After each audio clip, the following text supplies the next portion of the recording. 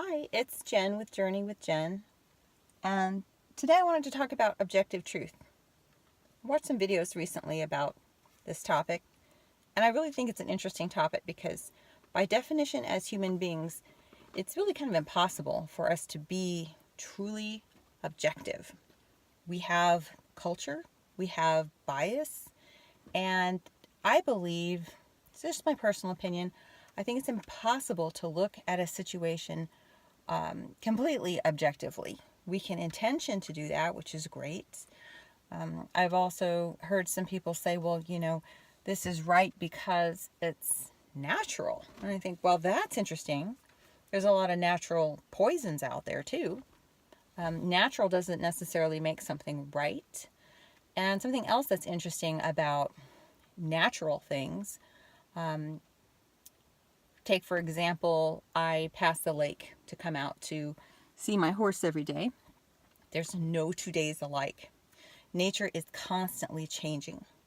So it's impossible to say that nature is perfect or in a perfect state because it's always changing. And perfection, by definition, is when you can't take away or add to something without diminishing its value.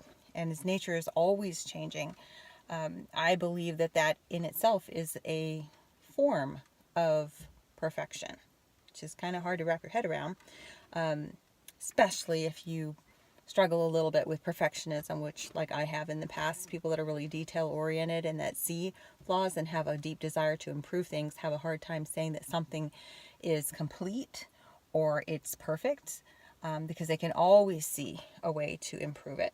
So that's actually a good gift to have, to be able to take something and make it better.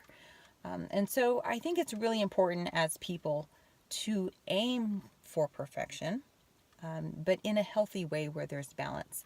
Balance over perfection, progress over perfection, these are healthy mindsets. Perfectionism sets aside the value of human beings and sends a message that whatever is intended to be perfect,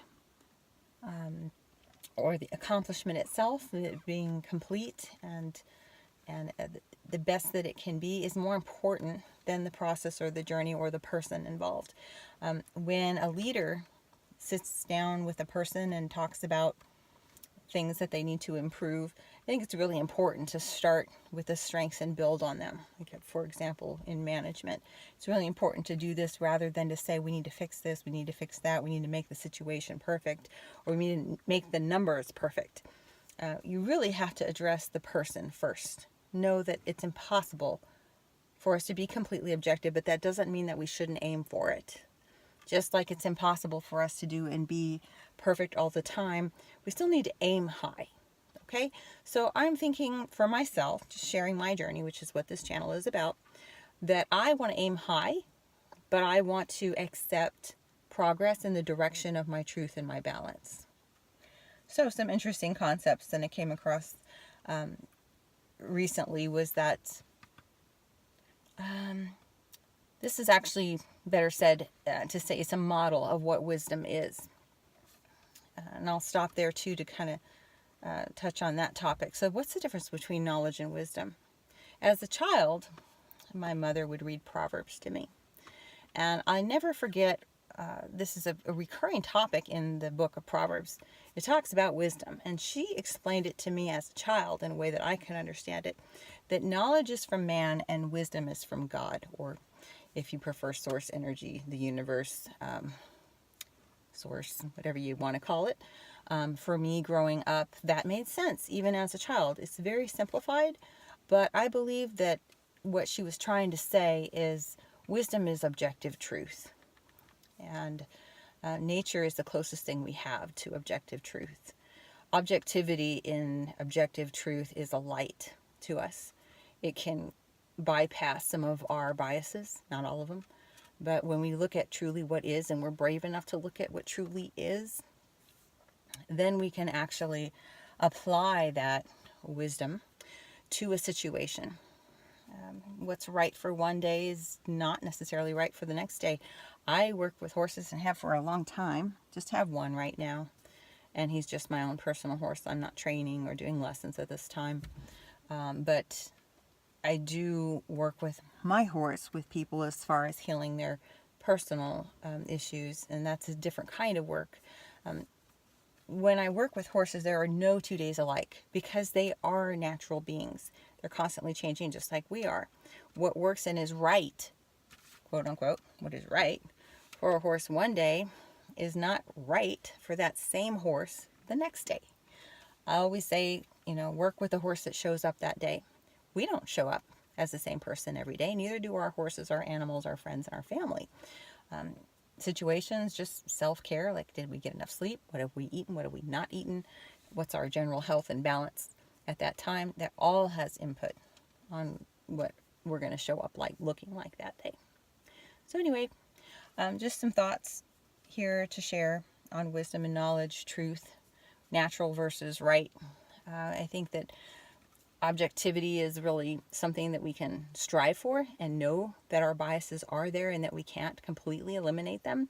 But awareness is a big part of looking at a situation and coming close to the best possible resolution or improvement that we can realistically accomplish for ourselves and people that we love. I hope this was helpful for you. I had some fun doing some research on this topic. It's very interesting to me.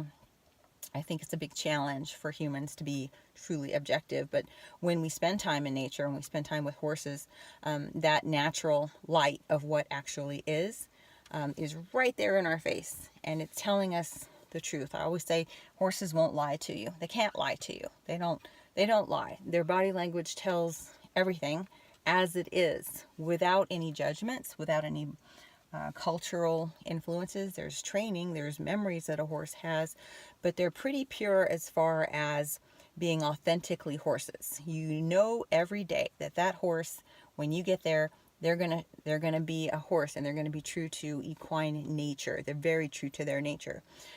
Human beings have ulterior motives. Sometimes we have masks that we wear. That's another video I'll link here shortly. But with a horse, you get what you see what you get.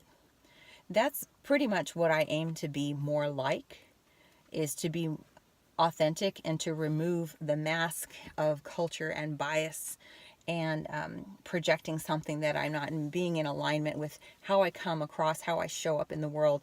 And that even appears to others as the way that I dress, the way that I walk, the way I carry myself, how I wear my hair.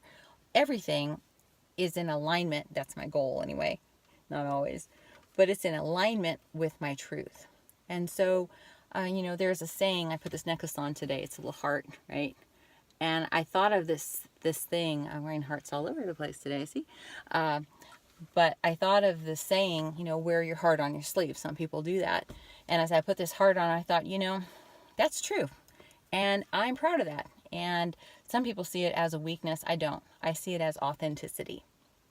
Just because you have a big heart and you're kind and generous doesn't mean that you're weak. In fact, in a lot of situations, it takes more strength to be that person when you're not either being treated fairly or kindly in return.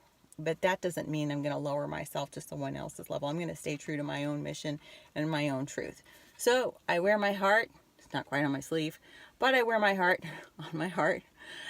He has a proclamation to the world that I am a heart-centered person. This is my goal. I do seek objective truth. I'm not perfect at getting objective, but that's my aim. Anyway, just some thoughts I want to share with you.